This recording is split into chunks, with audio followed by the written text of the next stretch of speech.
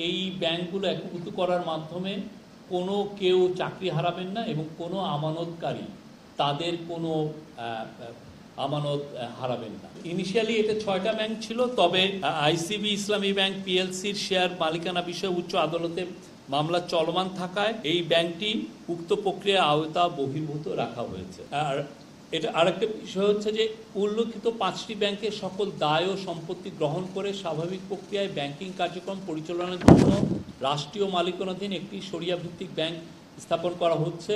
প্রাথমিকভাবে অর্থ বিভাগ সরকারের পক্ষে হস্তান্তর গ্রহীতা ব্যাংকের মালিক হবে। পরবর্তী সময়ে পর্যায়ক্রমে উক্ত মালিকানা বেসরকারি খাতে হস্তান্তর করা হবে।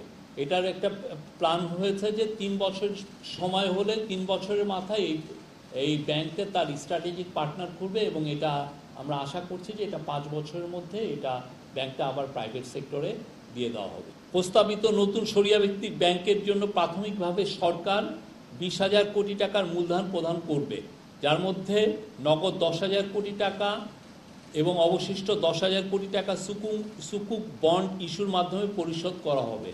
আমার মনে হয় এর আর নতুন কিছু নাই, তবে একটা বিষয় সেটা হচ্ছে যে এই ব্যাংকগুলো একীভূত করার মাধ্যমে কোনো কেউ চাকরি হারাবেন না এবং কোনো আমানতকারী তাদের কোনো আমানত হারাবেন না।